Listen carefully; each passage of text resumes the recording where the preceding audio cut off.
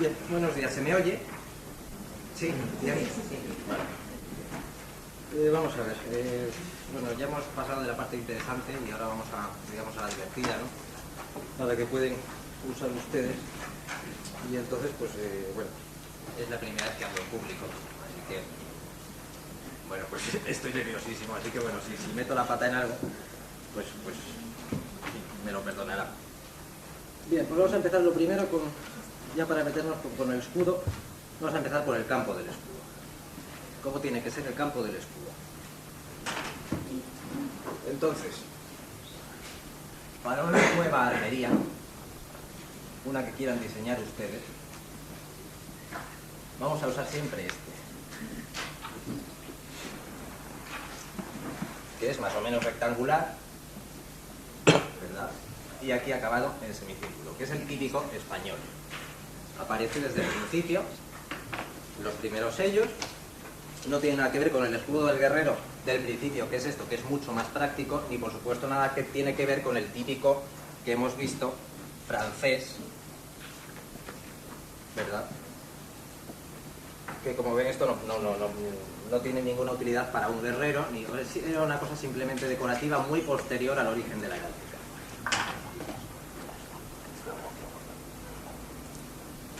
Entonces nos quedamos con este, que en sus hojas en la de color sería el número 15.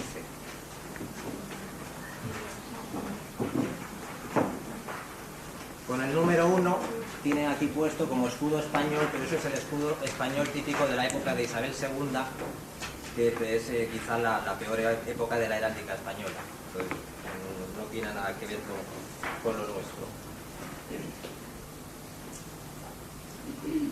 La proporción para conseguir un rectángulo puede ser más o menos de 5 por 6.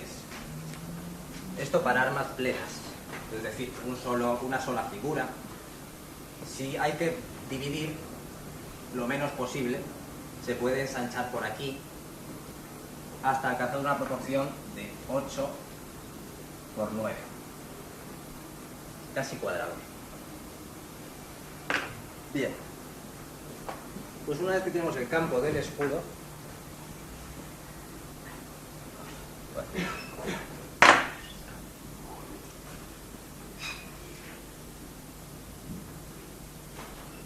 nos vamos más o menos de una forma cronológica, según el origen de la heráldica, a las piezas. ¿Por qué?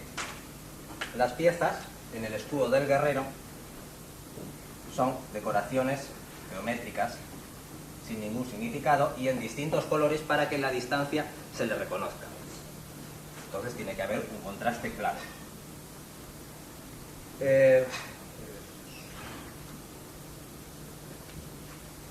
Estas piezas, también estas piezas más adelante, cuando se introducen los refuerzos, estas piezas, si tenemos aquí la bloca radiada, esto era un refuerzo metálico, se podía pintar de un color distinto y eso que da origen a las piezas. Las más comunes,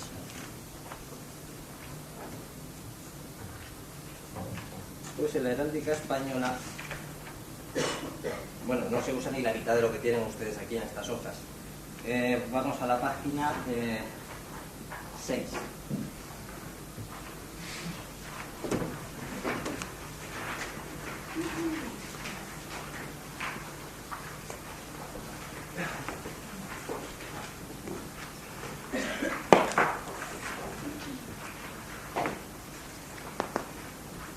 En la página 6 marquen ustedes los números 27, 28, 29, 30, 31, 32, 33 y 34.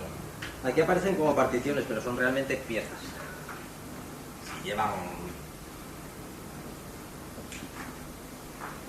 Esto sí serían, digamos, si van cargadas con algo, o sea, algo puesto encima de...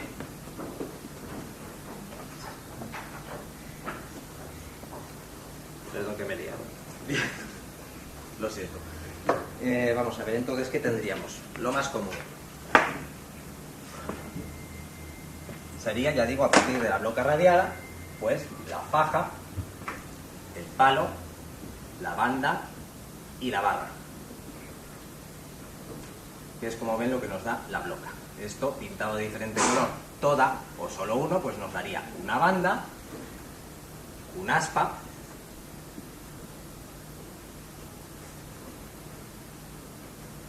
o por el contrario, una faja, un palo y juntos una cruz. Es, como ven, de pura combinación. Bien, estas piezas no tienen medidas fijas. Esto quiere decir, si tenemos el campo del escudo, naturalmente hay que crear un contraste. Entonces lo lógico es que si tenemos esto, si va a ser de un distinto color, sea más o menos proporcionado al resto. Lo único, si es, digamos, un truco para saber qué es pieza, qué es mueble, normalmente las piezas siempre tocan los bordes. Si no los tocan, aun siendo piezas, se indica, que es cuando se llaman recortadas.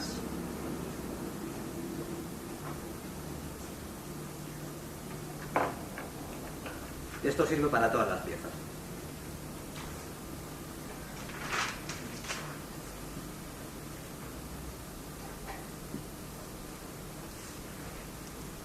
¿El número de piezas que podemos meter en un escudo? Pues desde una hasta un número que se pueda contar a simple vista por lo mismo. Metemos 5. Es muy difícil identificarlo. Y además, aunque sean en un distinto color, un color claro, contrastado con un oscuro, un amarillo, con un verde, en la distancia, si hay muchas, se funden y nos da un verde claro. Entonces, ¿qué sería lo aconsejable? Pues un número de 3, por ejemplo. Entre 1 y 3. Que no haya que contarlas pensando. Simplemente que sería simplemente que son 3. Bueno, pues reconocimiento, digamos, inmediato.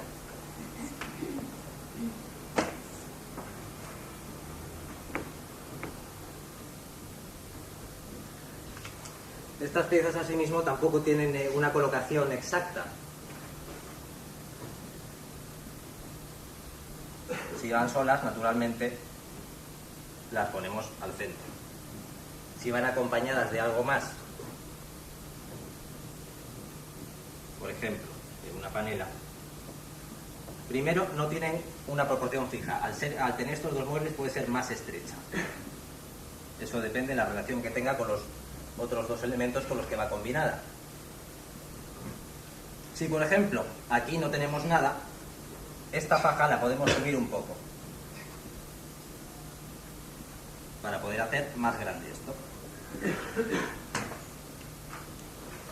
Como ven, es esto muy libre, no es lo que dicen los manuales típicos del 18 tiene que medir 1/3 de la superficie del escudo, sino que, bueno, pues es según la relación que vayan teniendo todos los elementos, siempre todo lo más grande posible.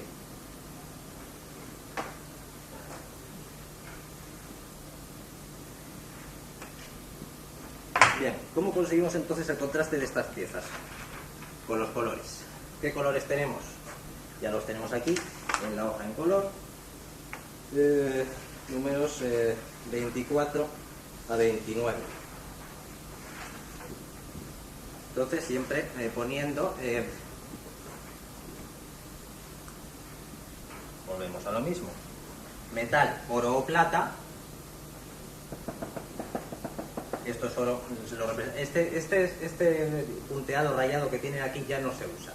Se usa cuando queremos indicar, pero solo en armas de un tamaño muy grande, o simplemente si lo que queremos es informar de lo que tenía, pero ya tenemos la descripción normalmente, entonces ya no se usa, porque si esto lo metemos, por ejemplo, en un sello pequeño, lo que hace es confundir y ahí no se ve nada. Entonces, esto del rayado que tienen en la parte alta de los escudos, que lo sepan, pero se olvidan de ello a la hora de representar.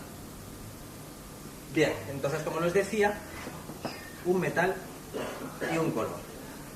En este caso, gules.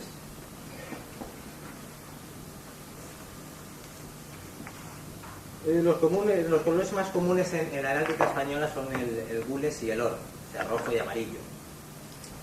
Esto me explicó una amiga mía aficionada a la botánica que digamos que son las dos plantitas más comunes. Por lo tanto, pues la extracción del tinte pues es sencillísima. Además, el oro, pues bueno, tenemos la ventaja de que se puede poner, si el refuerzo, que no siempre era metálico, pues naturalmente se dejaba en su color, que puede ser oro plata o del color que tuviese. Si se oxidaba habría que pintarlo, claro. Bien. Sin embargo, por ejemplo, el sinople, el verde, apenas lo encontramos en la heráldica española, como no sea como fondo, o sea como campo, y en cuestión de muebles lo encontramos solo en los vegetales y los reptiles. La serpiente o un lagarto sí son verdes. Normalmente no encontramos nunca un león o un águila verde. El púrpura, lo mismo. Yo no lo he encontrado jamás, salvo en el escudo de león, el león de púrpura, y quizá en algún campo, pero en algunos escudo moderno. Parece que es algo privativo del león. De hecho, parece ser que bueno, haciendo un estudio en toda la heráldica europea, solo aparece en el león. Bueno, esto le sigue también, si quieren hacer las almerías de sus amigos, pues todas estas cosas les sirven, o bien para tener en cuenta que sean muy españolas, o para ser originales. También pueden usar todo esto porque saben que no se van a encontrar un escudo con un campo de púrpura como no sea el suyo. Bien, cuando una pieza... muchas gracias.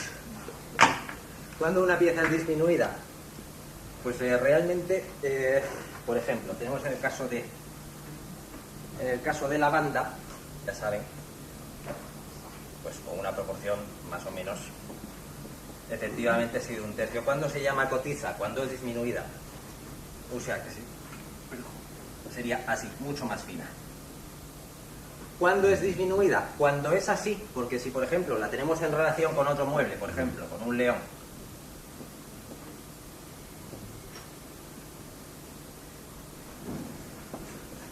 claro, realmente no es que la hayamos disminuido, es que la tenemos que hacer más estrecha para que el león se vea. Entonces ahí podemos hablar perfectamente de una banda, no hace falta que hablemos de una cotiza. Eso es propio de, pues eso, de la normativa del 18 en adelante.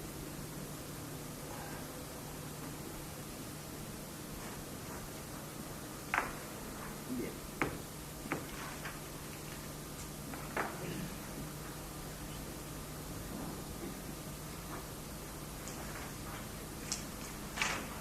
Si se quieren ocupar, eso sí, del rayado, como se lo he hecho antes, la representación rayada, si la quieren usar, tengan en cuenta que lo que nunca usamos es el negro cuadriculado. Entre otras cosas, yo no lo uso porque es muchísimo trabajo, simplemente lo pinto de negro.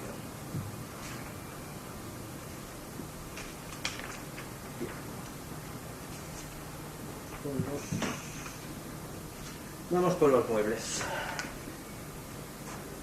Las figuras. Bien, el mueble digamos que es el verdadero emblema. O sea, digamos que esto era para el guerrero, ¿verdad? Estas piezas geométricas. Y en la sociedad civil, que normalmente, el emblema lo adoptan al principio todas las clases sociales. No tiene nada que ver con la nobleza, con el poder y con nada. Simplemente pues, una identificación personal, si la usan tus hijos, familiar. Bien, entonces el mueble, pues digamos, al principio pues se elige más o menos pues el que a uno le gustase, no tiene ningún significado. Podrían dárselo después, por ejemplo, si un señor ve efectivamente pues el del sello del Rey de León y dijo, pues qué bonito, pues me lo voy a poner yo también. De hecho, en los sellos antiguos encontramos montones de leones, de castillos, de águilas, de cruces, y no son de reyes.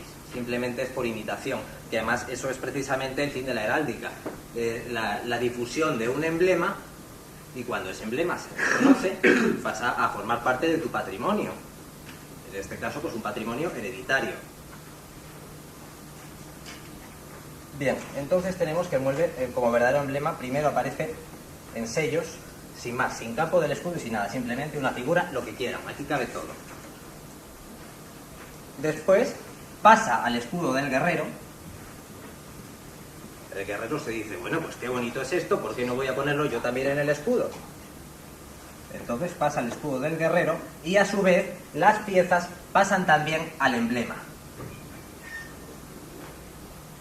Y de aquí pasan el escudo del guerrero, el emblema, y en los sellos nos encontramos que ya viene conformado lo que es el escudo como soporte gráfico y como emblema, ya con el campo del escudo. Y aquí va el emblema por un lado y el campo del escudo, y así es ya como conocemos la heráldica hasta hoy.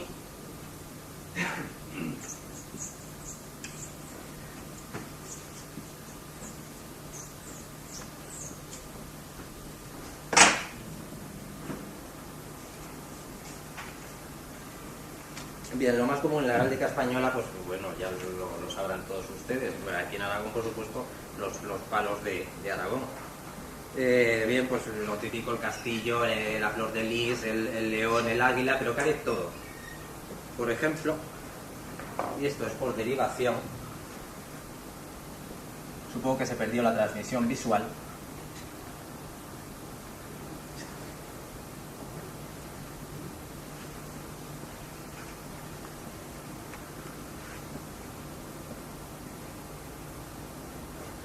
Esto es un escudo con 3 lises y estos 2 puntitos, ¿saben lo que es?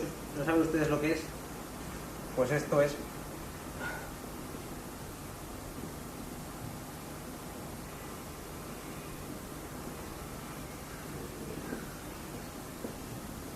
la doncella que sujetaba un escudete.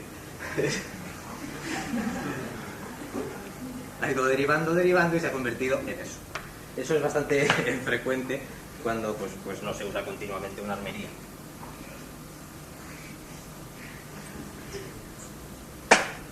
También tenemos otros ejemplos.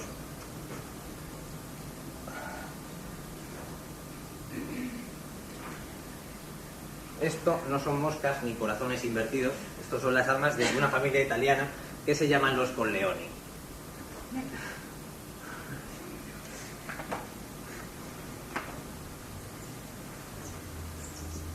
Bien, pues bueno, ya les aviso que la heráldica italiana es de lo más absurda, meten absolutamente todo sin ningún orden, los escudos muchas veces ridículos. Sin embargo, tienen algo bueno que no hacemos aquí, que es que, por ejemplo, pues un coronel de aviación pues coge y se mete la hélice de un avión en su escudo, cosa que se puede hacer perfectamente, que es lo lógico, que la heráldica vaya avanzando. Ustedes pues, podrían ponerse en su escudo un ordenador. Hombre, podrían hacerlo muchísima gente, entonces digamos que hay que pensar personalmente, ¿verdad? Pero vamos, la heráldica tiene que avanzar igual que tenemos estos moles tan ridículos, o tenemos el león, el castillo, el águila. También pueden ustedes pues encontrar cosas de nuestra vida moderna que también tienen cabida en el campo de un escudo. Bien, pero vamos a lo clásico. El ejemplo del castillo.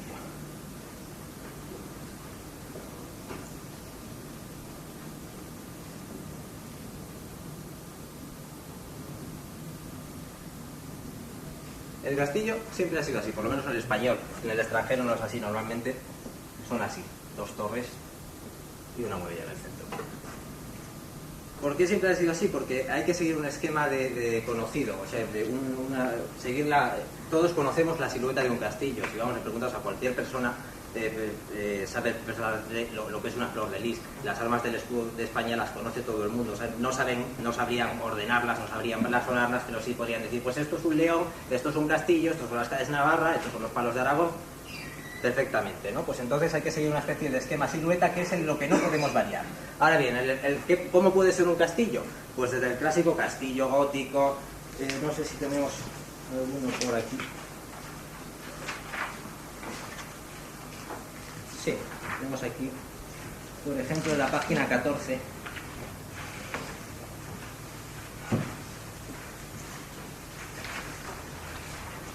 Aquí tenemos el típico castillo gótico.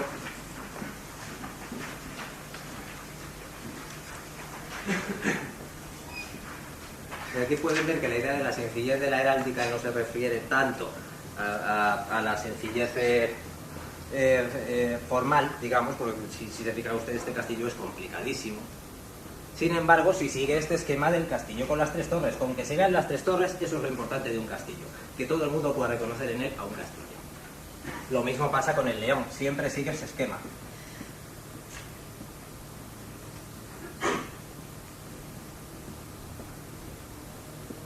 Normalmente rampante, ¿verdad? Todo el mundo puede reconocer ahí un león. Es un garabato, pero todo el mundo sabe perfectamente que eso es un león.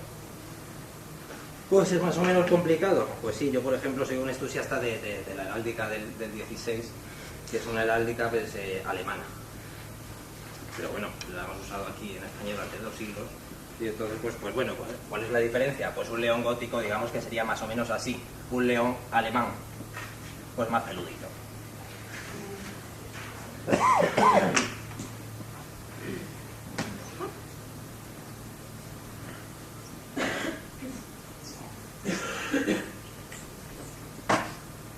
Eso sí, características. Por ejemplo, en el caso de el león, no, mejor en el águila, se verá mejor.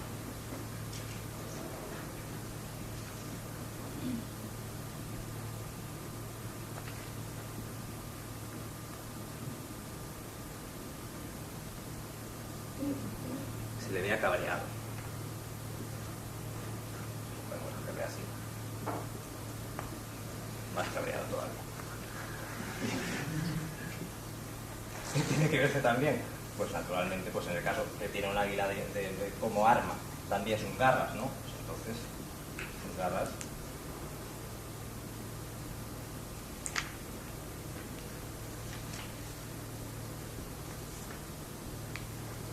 Se veían muy bien unas uñitas bastante grandes, exageradas.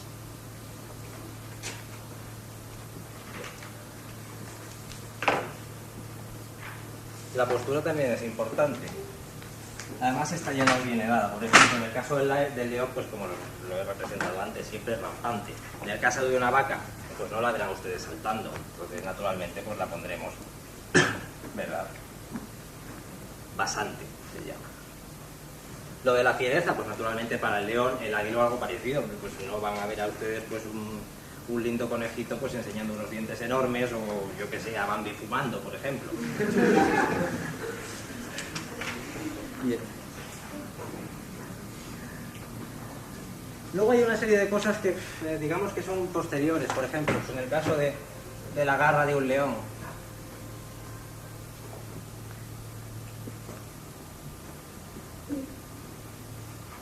cuando esto se hace de otro color, se le llama armado.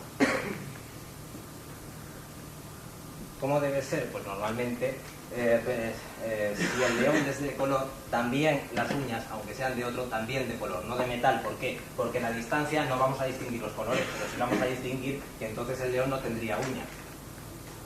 ¿Verdad? Si esto lo pintamos también de color, lo único que se ve es hasta aquí.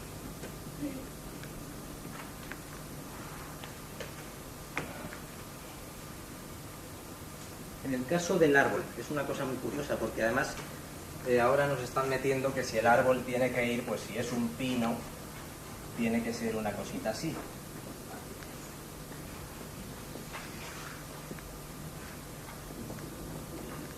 Con sus piñitas. Bueno, yo aquí lo que veo es un bonsái de pino. No veo un pino en realidad. ¿Cómo veo yo un pino? Lo veo así. Realmente lo que hay que hacer, yo por lo menos, hombre, sí, en esto esquemático, el que sepa algo de botánica, pues me parece muy bien que lo puedan usar, ¿no? Pero yo no tengo por qué aprender botánica. Entonces, ¿en qué me fijo? Pues que si a mí me dicen un pino, yo me fijo en la silueta de un pino, en su copa, en su tronco más o menos largo, muy ramificado, ¿verdad? Pero sobre todo, digamos, en esa especie de seta. Un roble igual, copa enorme, tronco un poco más corto. Yo creo que eso se reconoce mucho mejor que el estar haciendo un esquema de las 3 hojitas propias de cada especie arbórea. Bien.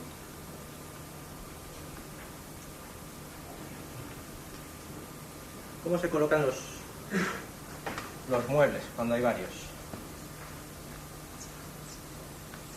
Pues aquí sí es importante la simetría. Primero, en el caso de que tengamos, por ejemplo, 2 leones.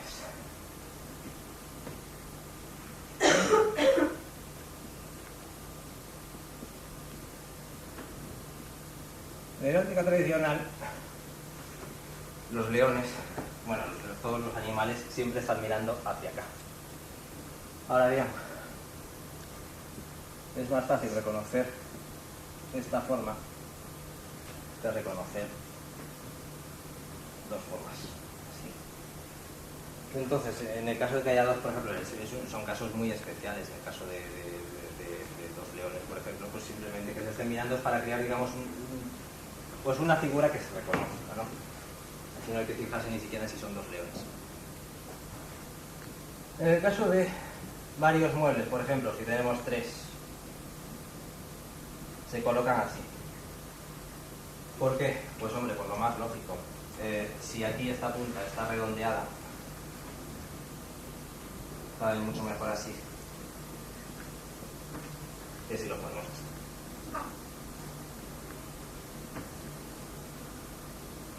No hay tampoco una medida para cuando hay varios.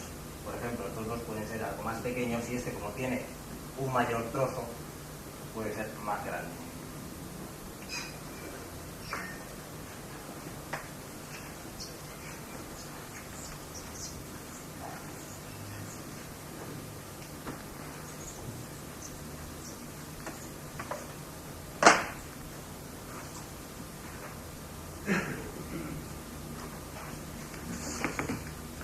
Hay algunas cosas en cuestiones de vocabulario heráldico que son un poco confusas. O sea, por ejemplo, el caso del bien ordenado. Bien ordenado se llama siempre así.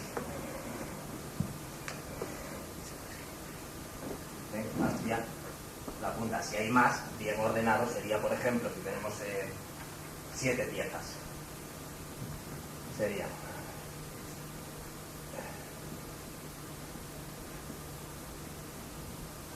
así, siempre mirando hacia la punta. Bueno, puede tratarse, si tenemos 6, por ejemplo, bien ordenado, ¿qué sería? Siempre tratando de llenar el campo de la mejor forma posible. Eso nos lo da la lógica también.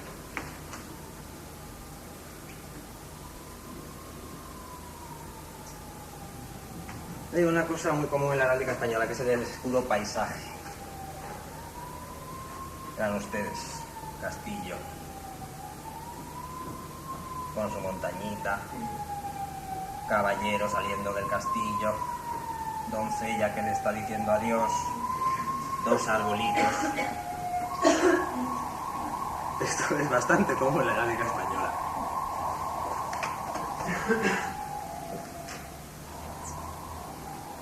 Yo francamente, si me encuentro con este escudo y el cliente no sabe nada de las descripciones y de nada, cojo, le pinto el castillo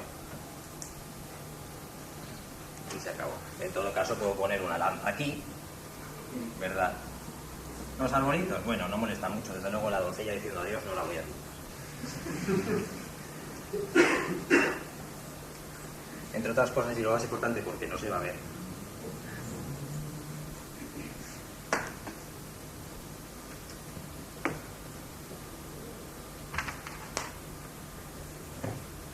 Luego hay otra serie de piezas que, digamos, por ejemplo, cuando sale, y me estoy acordando de que me he olvidado de las particiones, ¿sí?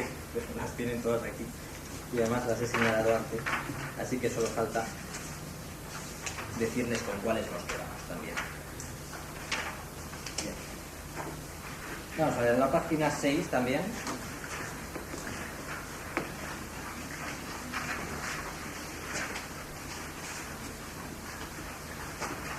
Pues nos quedamos de la 2 hasta la 9.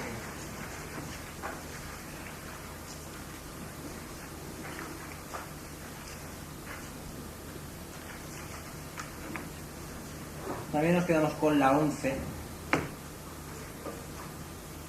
con la 13,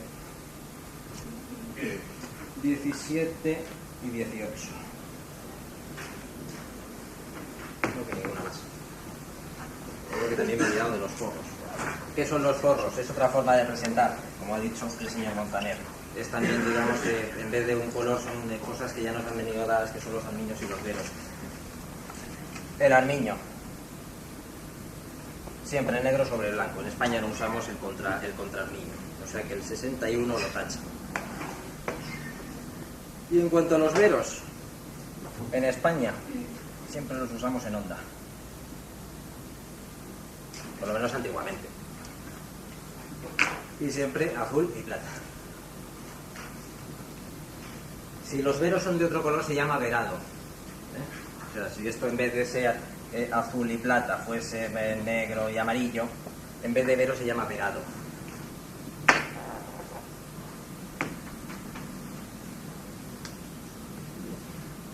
Las particiones, como antes nos lo dije, también vienen de lo mismo, también de la partición de los refuerzos del escudo, digamos, ¿verdad? Pues que aprovechamos y ya decimos, pues el pintor, pues vaya lata, tener que hacer otros contornos, pues nada, aprovechando esto hasta aquí.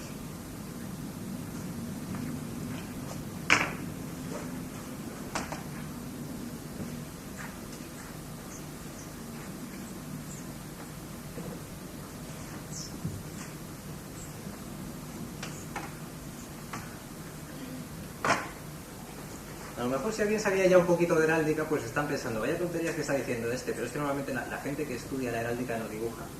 Entonces, pues claro, a veces hay cosas que ellos no pueden comprender.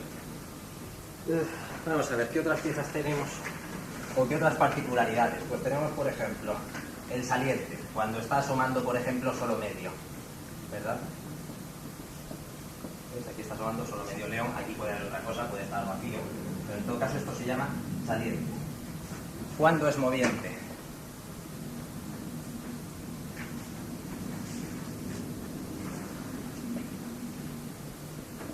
Por ejemplo, dos garras. Salen de los bordes del escudo. Se llaman movientes. Y normalmente son partes de... O sea, aquí, por ejemplo, sería un león saliente y, sin embargo, aquí serían las garras de un león movientes de los flancos del escudo.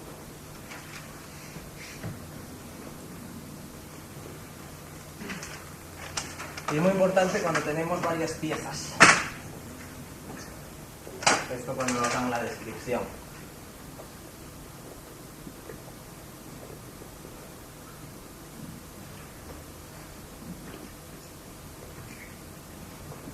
Bien. Tenemos el sumado y el submontado. ¿Qué diferencias hay? El sumado, en el caso de esta pieza, perdón, de este mueble, está tocando el escudo, perdón, el castillo. En el caso de un submontado, no lo toca. Bien, estos son líos también de cuanto, pues digamos, quisieron hacer de esto una cosa más restringida y más para nobles, cobrarles naturalmente por hacerles el escudo y estas cosas que tocan ahora en el Corte Inglés, pues antes lo hacían 4 y cobrando bastante más. Bien, pues entonces de ahí salen todos estos líos y que normalmente tampoco influyen mucho en la colocación. Normalmente si ponemos aquí dos figuras, estarán así y así, no estará una tocando, otra encima, salvo que sea una doncella diciendo adiós, que hay que ver lo que está apareciendo.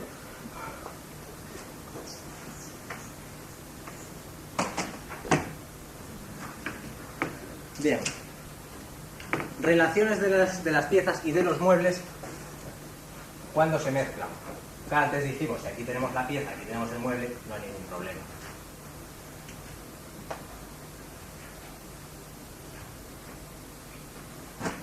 Sin embargo, a veces, y bastantes veces ocurre además, ¿qué sucede?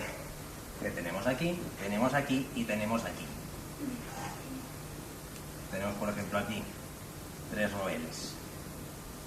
Roeles se llama esto, posiblemente fuesen los clavos del escudo. Igual que las aspas que aparecen, si ustedes han mirado algunas descripciones heráldicas en casa de alguna tía suya que tenga el escudo comprado en el Corte Inglés, verán que tiene unas cositas así, ¿verdad? Que son las aspas que se atribuyen a la batalla de Baeza. Bien, normalmente esto lo que sucede es que simplemente son unas grapas o unas tiras de cuero que lo que hacían era sujetar más fuertemente lo que había aquí.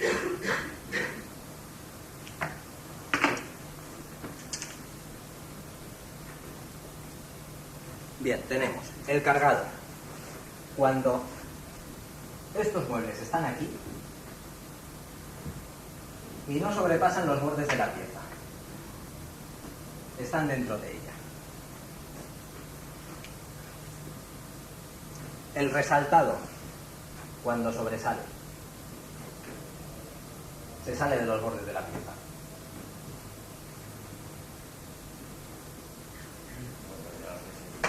Convendríamos más un poco.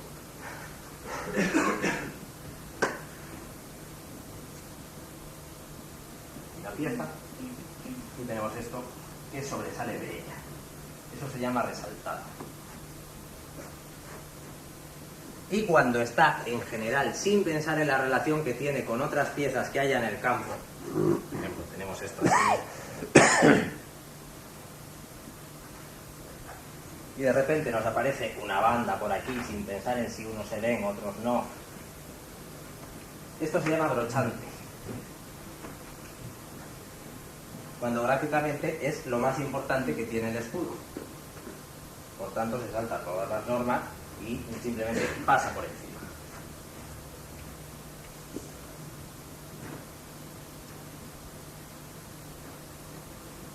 Luego hay una variación también.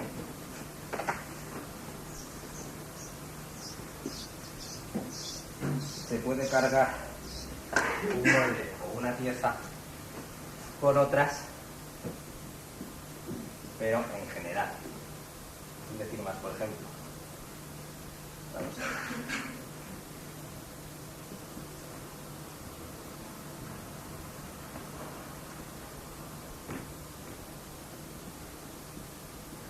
Este ejemplo es un poco desafortunado porque estas piezas así rectangulares se llaman billetes y la verdad es que en España no los usamos, pero bueno.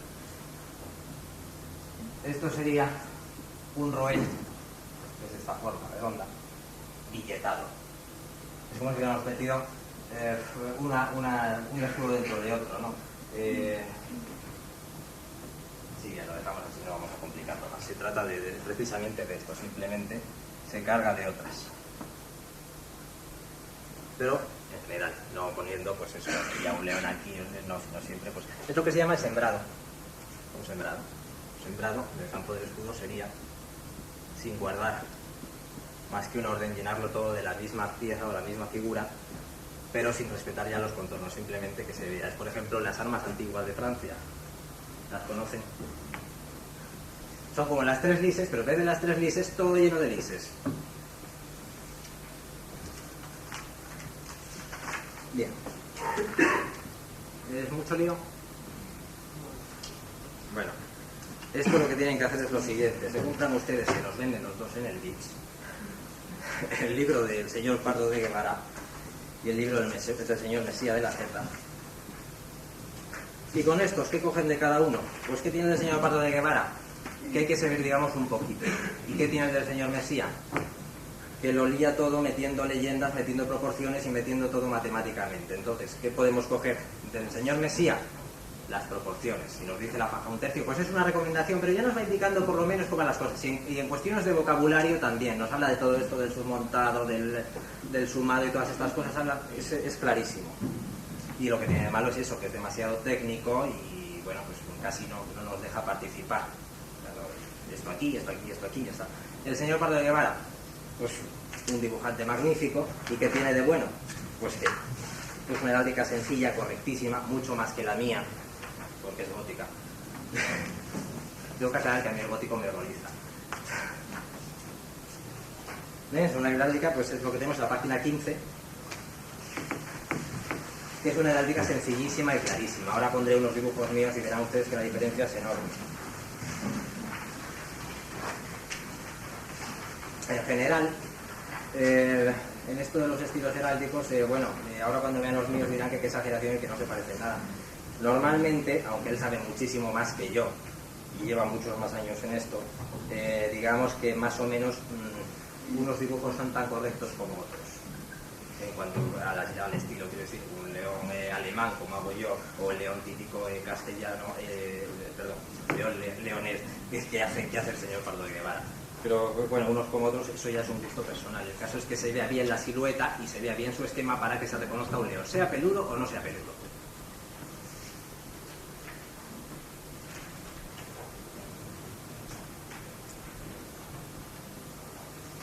Bien, pues...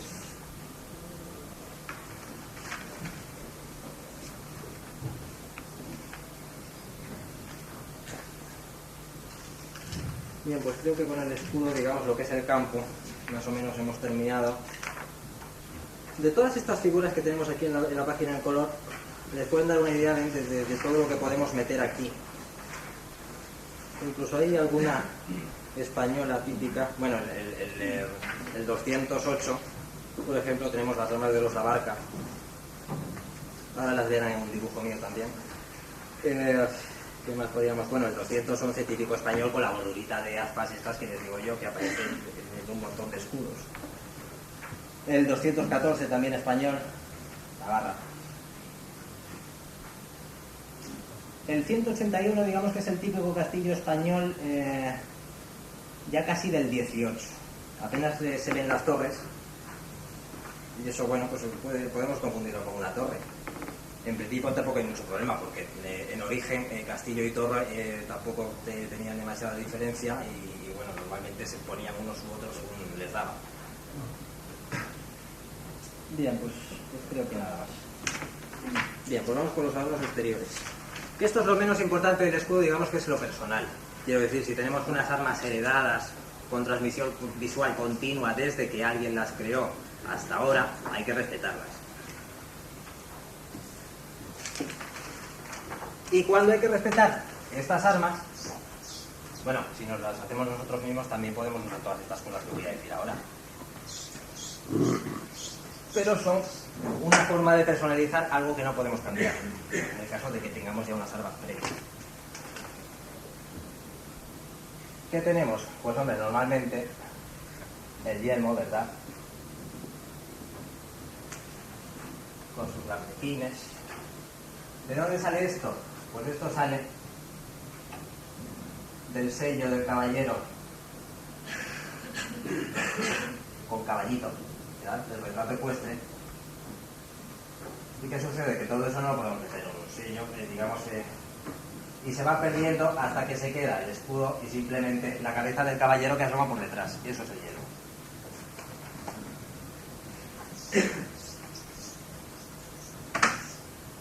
Bien, ¿cómo tiene que ser un yelmo? Como ustedes quieran. Hay una regulación, no sé si tenemos aquí.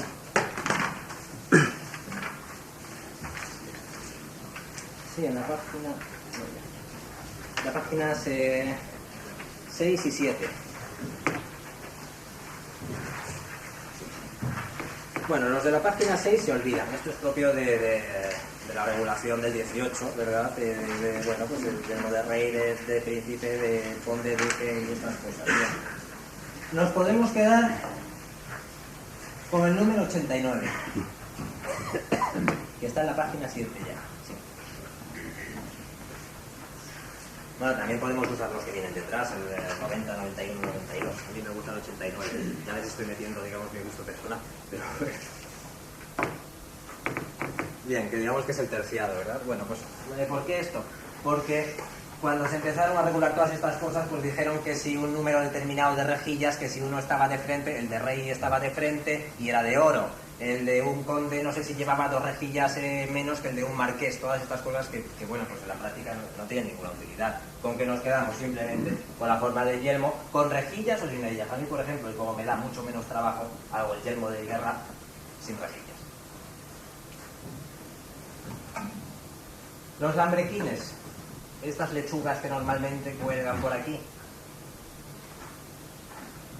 Bien, esto es simplemente, digamos, el caballero sobre el yelmo llevaba unos pedazos de tela, ¿verdad? Que podía ser un alperete corto, ¿verdad? O llevaba esto. Se supone que con el fragor de la batalla y todo esto, pues se rompía, ¿verdad? Y se iban formando las lechuguitas estas. ¿Qué sucede? A mí eso no me cabe demasiado en la cabeza, porque si ustedes llevan una tela pesada aquí atrás y alguien les arrea un espadazo, se le enreda la espada, lo normal es que su cuello acabe roto, ¿verdad? De los tirones. Entonces, yo eso no me lo creo mucho. Lo mismo sucede con las cimeras. También vemos en las películas medievales un señor con su yelmo y una cimera así de grande. ¿Qué sucede? Si quieres matar a ese caballero no tienes más que darle aquí y lo mismo, caer al suelo con el cuello roto.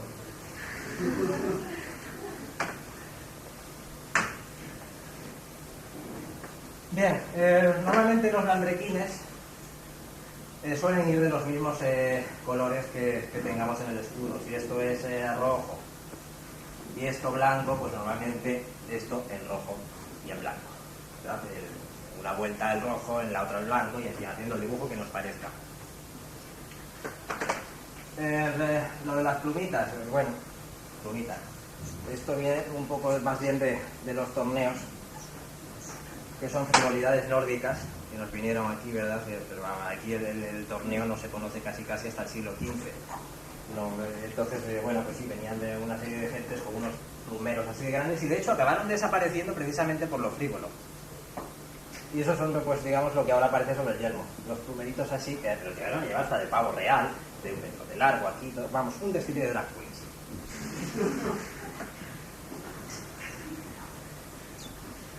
Bien, las coronas. Esto es lo mismo. También es una regulación bastante posterior a la origen de la heráldica, pero sin embargo sí es muy útil. Yo además soy, digamos, dibujante de marquesas, porque digamos que me he quedado yo con esa especie de grupito social y son las que me lo encargan. La verdad es que nadie más me quiere encargar nada. También es verdad que normalmente son los únicos que se interesan por esto, menos ustedes, claro. Entonces, ¿qué sucede? ¿Qué tenemos con las coronas? Pues bien, lo de los florones que nos venden aquí, de florones de apio y de no sé qué y esas cosas, nada. Algunos vegetales o lo que les parezca, ¿verdad? Normalmente la corona antigua, pues era una cosa así, lógicamente. Si vos tumbas también, veremos una cosa así. No vamos a ver ni flores de apio, ni diademas, ni perlas, ni pedrerías, ni nada parecido. ¿Qué sucede? Que esa regulación sí es muy útil en lo personal para identificar, digamos, el título. Si les interesan los títulos, que no, pues no hace falta que se lo aprendan. Vamos a ver. Bueno, la real, por supuesto, con sus 5 diademitas vistas. ¿Qué sucede? Que esto es muy moderno. Esto es un uso que nos viene con los... Bueno, creo que Carlos II lo usó, pero es un uso, digamos, francés. En España siempre se usó la corona abierta sin más, con florones, ¿verdad? Y más tarde los austrias importaron lo que hoy llamamos la corona de príncipe, que solo tiene estas 2 diademas. El uso posterior es después añadirle esta, que es la que se usa ahora. Bien, luego tendríamos pues la de príncipe, que sería, digamos, la antigua real del tiempo de los austrias. La de duque, que sería, digamos, la real en general. Estos son florones de apio, bien. Yo digo flores sin más, lo del apio ya les digo que me parece una tontería. Y aquí viene lo importante, que es una cuestión formal. Vamos a ver, en orden, digamos, que tampoco hay una jerarquía de títulos, se supone que son todos iguales, porque como grandes, uno grandes, pero bueno, aparte de eso nada. Bueno, pues digamos que venían ordenadas así. Ahora bien, ¿qué es lo importante? No los florones y todo lo que lleve, sino eso sí, por ejemplo, el marqués lleva 2 racimos con 3 perlas. Entonces, cuando queremos hacer una corona de marqués, de todo esto podemos hacerlo como nos parezca. Lo importante son las 3 perlas. Una corona de conde, lo mismo, lleva ahora 9 perlas. Esto es lo importante. Esto podemos hacerlo así con curvas o podemos meterle lo que queramos. Da igual, lo importante es las 9 perlas. Luego vendrían pues la de vizconde, la de barón, y etcétera. Y bueno, pues creo que las tenían por aquí también. Sí, en la página 6 están todas. Y tienen también una cosa que son los morteros, que son estas boinas que hay aquí, ¿verdad? Que esto no se usa en España. Esto es una cosa francesa.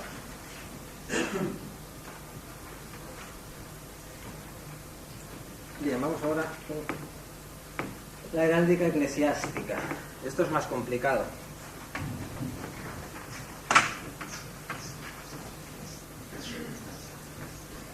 Porque es una cuestión de contar bombas. Hombre, esto también se reguló hace nada. Normalmente, ¿qué teníamos antiguamente? Lo que es, digamos, el sombrero. ¿verdad?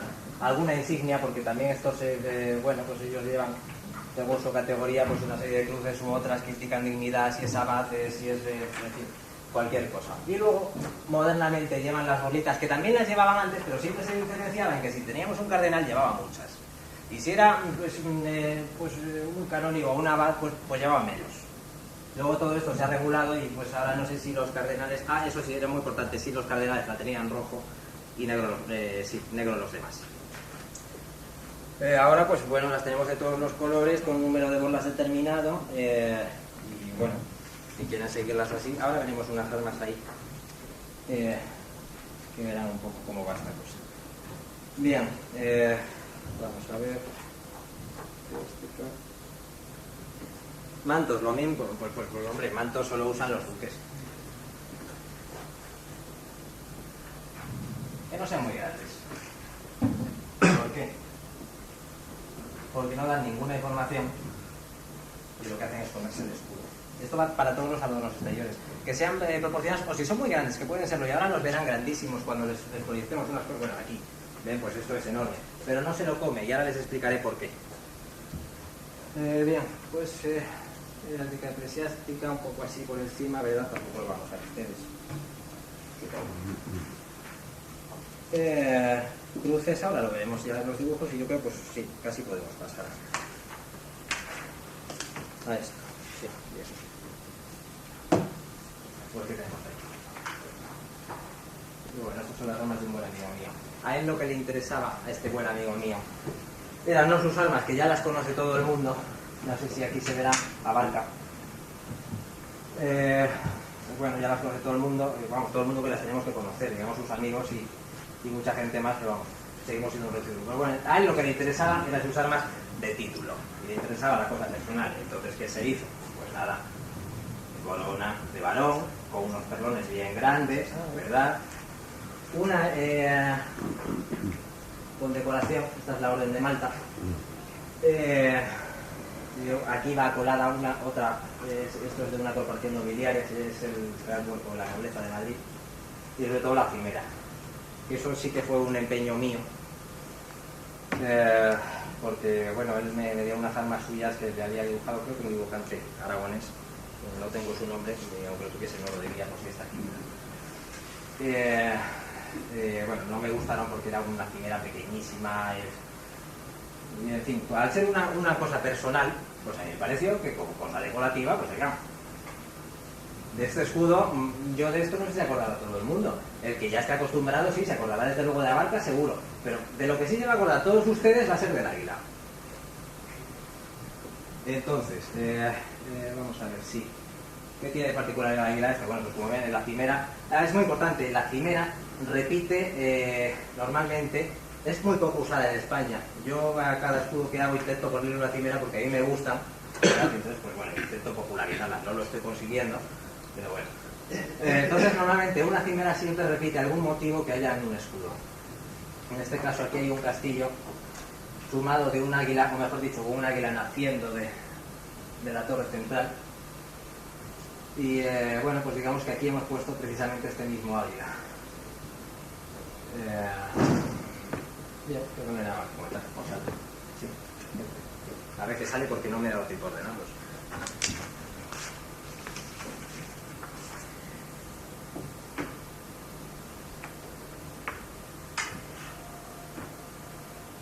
Bien, esto es un escudo de unos toreros. Vamos a ver, ¿qué tiene esto de...? Esto es para que vean ustedes, por ejemplo, que este escudo tiene muchísimos ornamentos. Banderas, tiene una cruz de Calatrava colada, corona, tiene un lema, tiene el angelito, ¿verdad? Entonces, ¿qué sucede con esto? Que esto está proporcionado para que vaya enmarcando el escudo, ¿verdad? Esto pueden ver un ejemplo aquí en la copia que tienen en color. Sí, hay uno estupendo, por ejemplo, que es el primero, que es de los condes de Santa Coloma. Y sin embargo, vamos a ver, que es el número 17. Sí, el número 17, un ejemplo estupendo. Si lo inscriben ustedes en una figura, es un óvalo perfecto.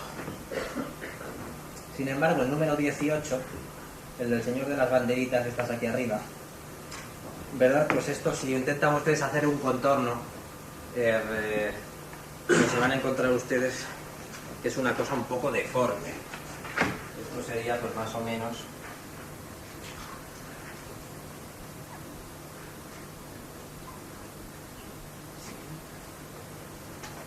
¿Esto qué hace? Que nos fijemos, aparte de lo horroroso que es esto, ¿verdad? Pues nos fijemos más en lo de arriba, en el escudo. Si lo metemos todo en una figura geométrica, más o menos, en este caso está metido en una ojiva, está todo proporcionado. Esto hace que pase desapercibido y solo lo reconozca quien lo quiera reconocer. Por ejemplo, en el caso de la cruz de Calatrava, bueno, solo se ve si uno se fija. Además, bueno, tiene la particularidad de este escudo que yo las banderas las puse ordenadas de forma que esto también, la cruz de Calatrava va disimulada entre las rojas y va resaltada al mismo tiempo entre las azules. Bien, como les digo, lo importante, la ojiva y los adornos personales, en este caso, bueno, son familiares, los llevamos usando una cantidad de tiempo enorme, pero bueno, no dejan de ser, digamos, informaciones añadidas. Lo importante era esto. Y en todo caso, como ven aquí muy bien, los perlones bien grandes. Bien, pues vamos a ver al siguiente. Sí.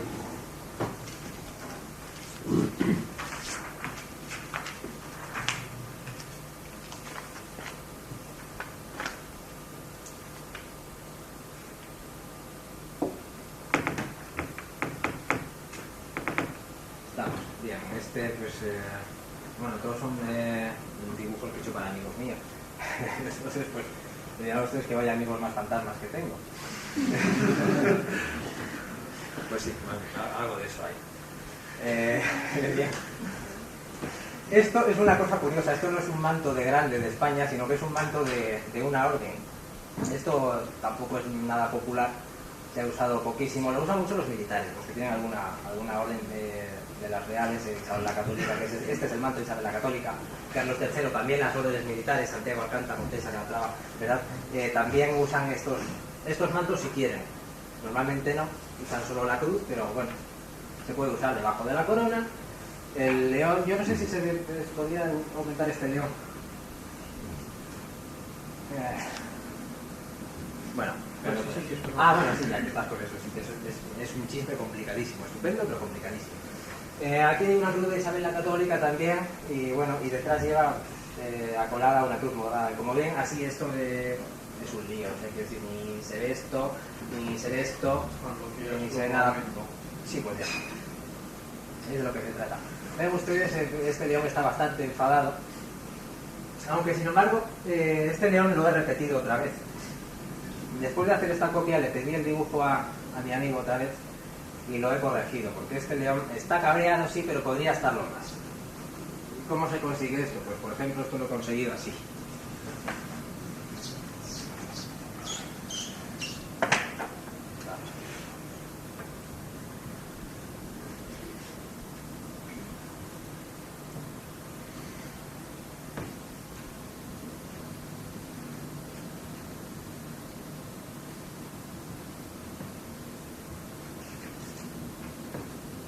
Bien.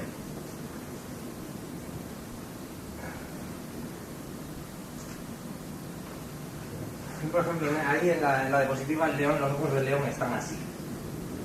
Bien, pues lo que hice después, y eso porque mi amigo me dijo que ese león parecía a Rodolfo, el de la Ventrilo Cuadras, y era, es un... sí, puede ser.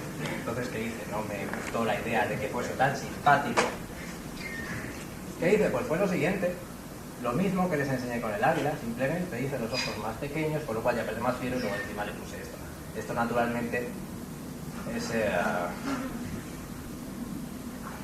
ahora no solo están enfadados, sino que además es posible que tenga una psicopatía, ¿verdad? Por eso se trata la belleza, de un gusto y siempre buscando la forma de rizar el rizo. Bien, lema, corona. Esta corona es del solar de Tejada. Realmente no es una corona que bueno, no tiene ninguna significación, no es como las de títulos, pues eso, ¿no? Los tiene ningún título, pero bueno, es una corona que llevamos usando desde el siglo XVI y la he respetado. No tiene ningún significado, pero si la usan, pues yo se la pongo. Bueno, pues pasamos al siguiente.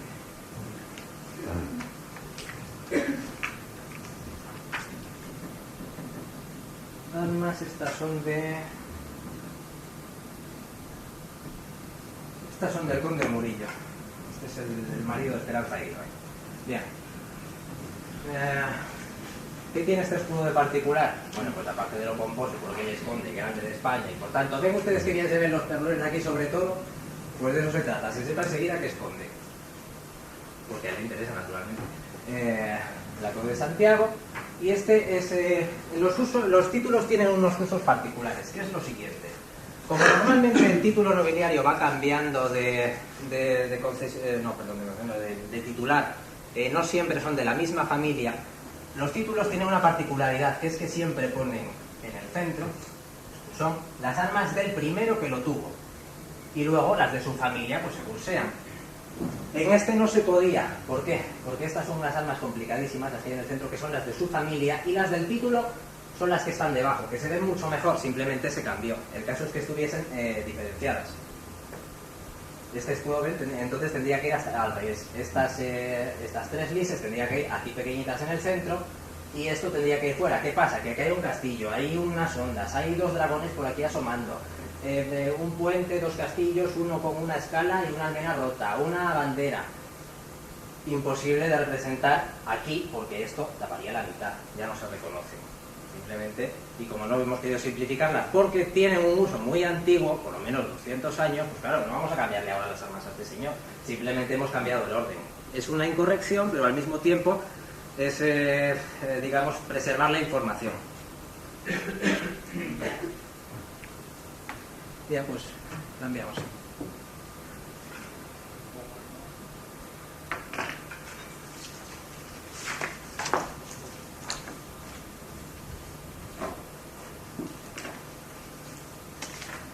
Bien, este es un escudo, este no es español, este es francés, este es del canciller ducal. Bien, pues como pueden ver, los franceses también son complicadísimos, sobre todo cuando quieren aparentar. Y bueno, pues vean ustedes lo mismo, con su manto, con dos leones soportando el escudo, una corona de marqués, aquí de todo, dos lemas, o mejor dicho, sí, bueno, dos lemas, uno aquí, otro aquí, pues en el caso no estaba bastante lleno, pues vamos a llenarlo todo. Corona del par de Francia, manto, en fin, todo. ¿Qué es lo interesante de aquí? Pues digamos que no está... está lo mismo, englobado también en una figura, más o menos es un símbolo este. También lo mismo, para que, ya que el escudo es imposible que lo reconozcamos, por lo menos que esto quede así, digamos, más o menos disimulado, y como esto tiene unos colores intensos, salga todo lo posible.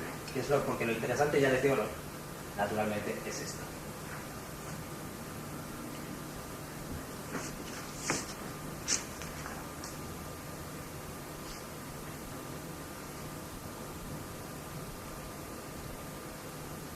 Bien, estos son las armas del padre Apenas.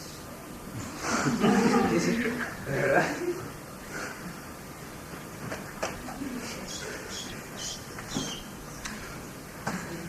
Bien, pues llevaré todo esto.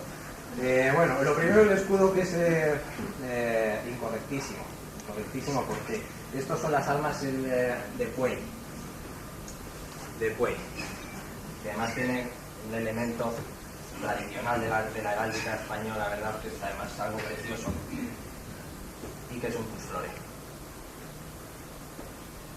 Es una cosa así, solo asoma esto y ya el monte. Bueno, pues a pesar de que yo se lo tuve que hacer 2 veces, porque el señor se empeñó en que quería el monte y encima la lis. Bueno, pues así se le hizo, aunque esto pues es que no se ha usado nunca. O sea, realmente si llevaba, eso sí que llevaba su homelía no sé cuántos años usando un escudo correctísimo, y él dijo que no, que quería que se viese la lis. Supongo que tenía pues la idea que tiene mucha gente de algo, digamos, real o algo parecido. No, se perdió información. Bien, corona de Infazón de Aragón, vamos a ver, cruz de Capellán de Malta, la cruz constantiniana, las cintas y las borlas de no sé qué es este señor. Pero bueno, bien, 3 borlas negras. ¿qué tiene interesante este escudo? Lo mismo, que no se come el escudo, bueno, aparte de que este color es intensísimo, ¿por qué?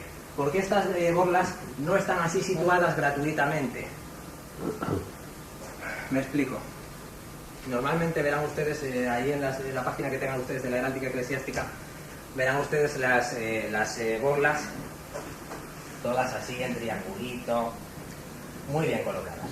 Bien, aparte de que me gusta mucho el movimiento del primer barroco, simplemente una cosa, esto así, marca el escudo, ¿verdad? Tira del escudo hacia arriba, mientras que esta era complicadísima porque había que meter un montón de cosas. Entonces, mientras que estas dos borlas tiran de esta figura.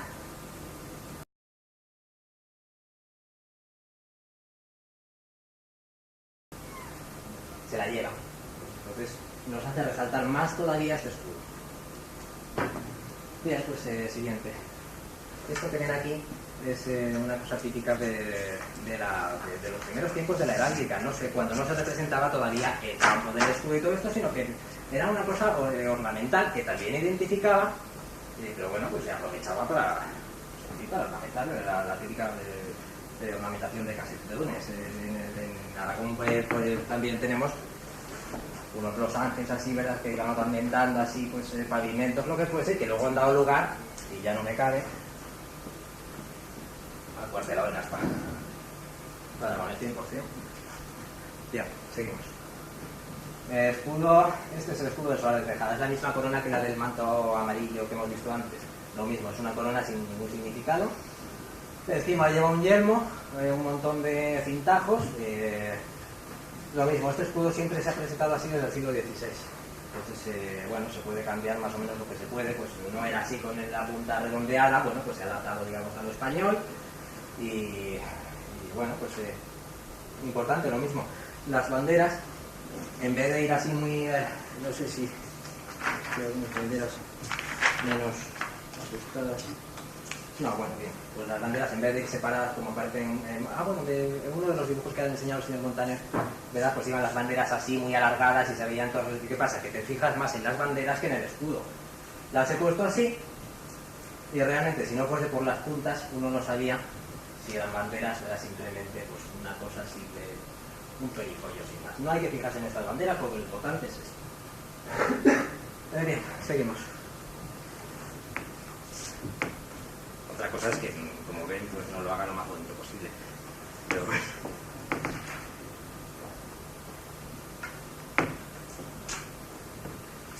Vean, esto es un escudo de España. Esto era la medalla de las Cortes Generales.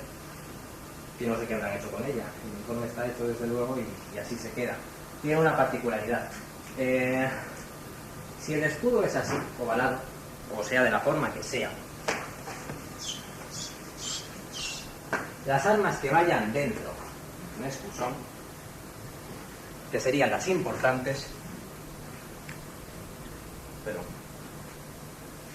deberían ir así, siempre en la misma forma y lleven el escudo. Si el escudo es de los franceses, pues el escusón tiene que ser así. Esto, como ven, en el escudo de España actual no se cumple.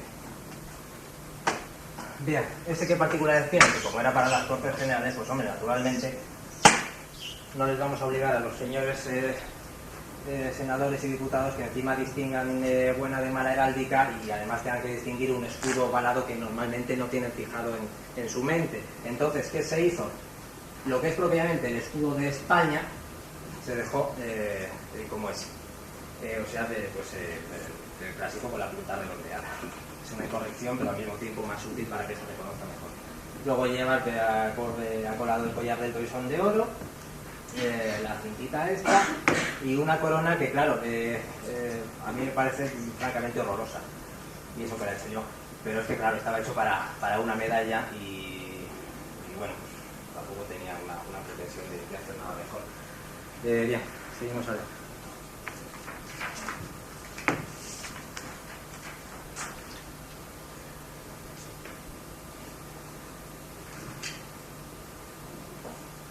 Bien, estas son las armas del rey. Estas las he hecho hace poco, no sé si eran para una vajilla o algo parecido. Bien, ¿ven? Aquí sí que aparece, sin embargo, el escusón ovalado, como tiene que ser. Como tiene que ser, no, realmente el escudo de España debería ser rectangular, con la base redondeada, pero bueno, lo hacemos ovalado, pues ovalado, bien. Lo mismo, Toisón, que no se lo come, sino que va bien pegadito, pero lo que hace es resaltarlo más que quitarle protagonismo. Equilibrio, sí, porque esto hasta aquí mide lo mismo que esto hasta aquí, y esto hasta aquí, la corona mide lo mismo que esto hasta aquí, o sea, está todo más o menos calculado para que nada se salga ni nada esté desproporcionado, para que esto quede lo más disimulado posible y se vea esto.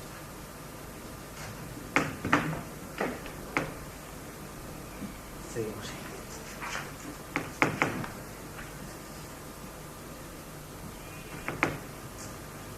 Bien, este es el escudo que apareció en la primera edición del libro de los símbolos de España.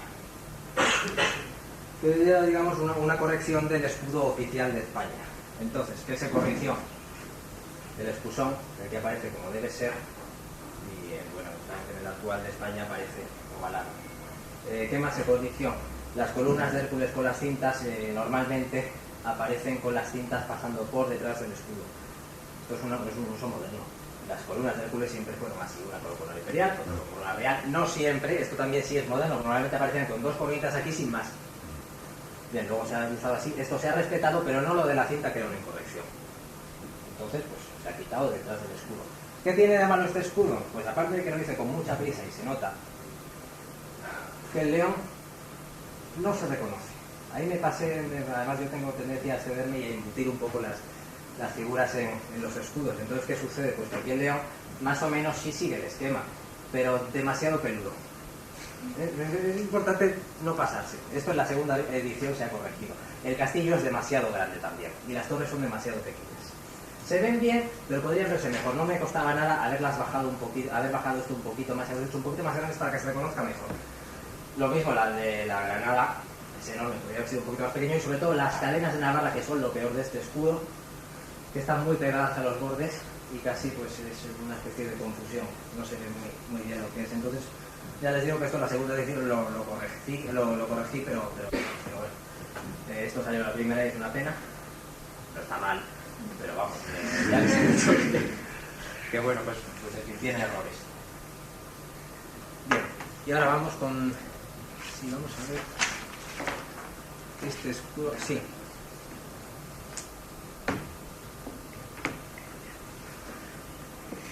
Esto es, digamos, el del escudo oficial, ¿verdad? Más o menos. La corona está aquí volando. El león es muy bueno, hay que reconocerlo. Es muy bueno ese león porque se reconoce perfectamente su esquema. El castillo no. El castillo, además de horroroso, tiene las torres muy pequeñas y además esto del mazonado yo no lo entiendo. Se puede mazonar cuando bueno, tenemos una buena superficie o en fin... Yo, por ejemplo, el mazonado lo uso como, pues marcando simplemente los bordes de las torres o pues alguna rayita, algún adorno. Con eso hago el mazonado, porque si hago los ladrillos completos, hay casos en los que es más bien confuso. Entonces, bueno, eso dependiendo de cada caso en particular, pues el mazonado se hace o no. Lo más grave de este escudo, el escusón redondeado, ¿verdad? Ovalado, y luego aparte esta forma que yo no sé de dónde se la sacó el señor Sotomayor, que fue el que dibujó esto, que bueno, es un señor que le eligieron para dibujar esto pues porque era amigo de uno que lo llevaba. Realmente no tiene ni idea ni de heráldica ni de dibujar. Así que hizo cosas suyas en particular y como es muy mayor, no sé si vivirá todavía, lo digo. Pues bien, hago esto. Bueno, hasta aquí estamos.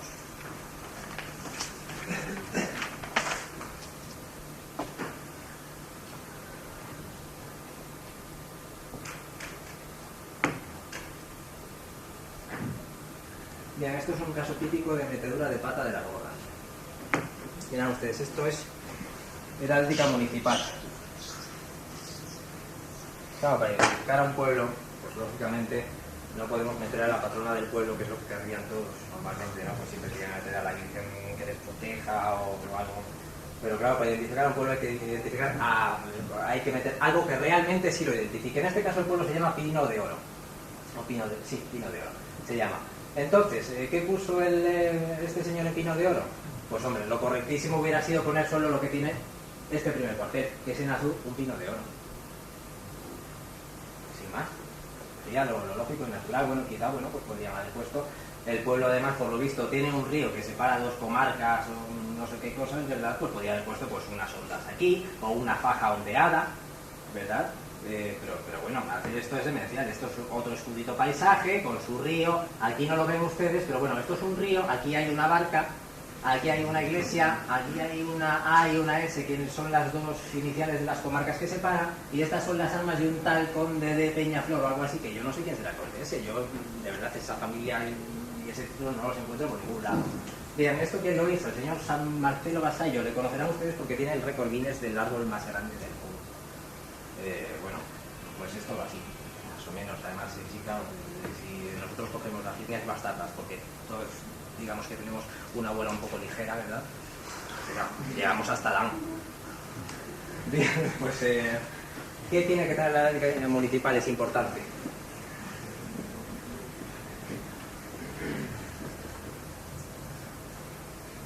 Siempre corona real, ¿verdad? Siempre de una forma discreta. Nada de poner perifollos, cartelitas, angelotes y leones que lo sostengan, que eso es muy de los alcaldes. Sobre todo no dejar al maestro del pueblo que lo haga.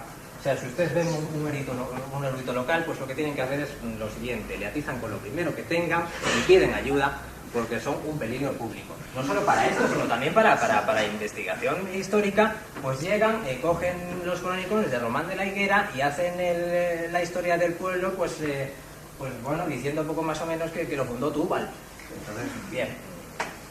Entonces, lo más importante en la dialéctica municipal, algo que distinga a un pueblo, que no sea la patrona, una corona real, sino, bueno, si tiene un uso más antiguo de una corona particular que tengan ellos, porque, por ejemplo, en el caso de Aragón, pues seguimos conservando la corona de los cetros, que no sé por qué lo llaman cetros. Esto es la típica corona con adornos vegetales, que las florecitas son un poco más altas. Bien, si hay algún uso antiguo, pues lo respetamos, igual que la forma del escudo también. Habrán visto ustedes que muchas, la primera vez que aparece el escudo de amor impreso, pues es una cosa así. Pues hombre, no es incorrecto hacerlo así. Bien, pues más o menos creo que ya les he enviado bastante y podemos terminar ya con esto.